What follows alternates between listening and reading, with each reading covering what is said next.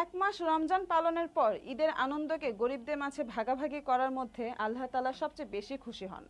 সেজন্য সমাজের ধর্নাঢ্য ব্যক্তিদের এসব অসহায় ছিন্নমূল মানুষের পাশে দাঁড়ানো উচিত বলে জানিয়েছেন চট্টগ্রাম সিটি কর্পোরেশনের mayor doctor Shahadat Hossain.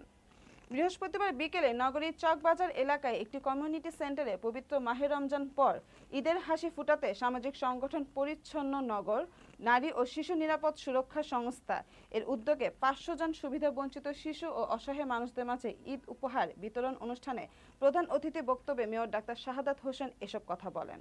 CSS সামাজিক সংগঠনের সাধারণ সম্পাদক সাজ্জাদ নোমান এর সভাপতিত্বে অনুষ্ঠানে বিশেষ অতিথির বক্তব্য রাখেন চট্টগ্রাম নগর যুবদলের সাবেক সাংগঠনিক সম্পাদক এমদাদুল হক বাদশাহ, ছন্নছাড়া ইউনিয়ন পরিষদ চেয়ারম্যান আব্দুল রশিদ দৌলতি, তরুণ সমাজসেবক ও উদ্যোক্তা এ তাসাদ্দেক মুর্তজা তাছা, চকবাজার থানা যুবদলের সিনিয়র যুগ্ম আহ্বায়ক মোহাম্মদ সোহেল, নগর ছাত্রদলের সাবেক যুগ্ম সম্পাদক মোহাম্মদ রায়হান।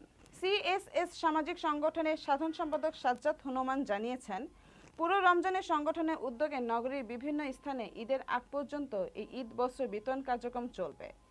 আজ মেয়রের মাধ্যমে কার্যক্রমের সূচনা করা হয়েছে। সংক্ষিপ্ত আলোচনা শেষে প্রধান অতিথি সহ অন্যান্যরা ৫০০ জন অসচ্ছল ও পথ শিশুদের মাঝে ঈদ বস্ত্র বিতরণ কার্যক্রমের উদ্বোধন করেন।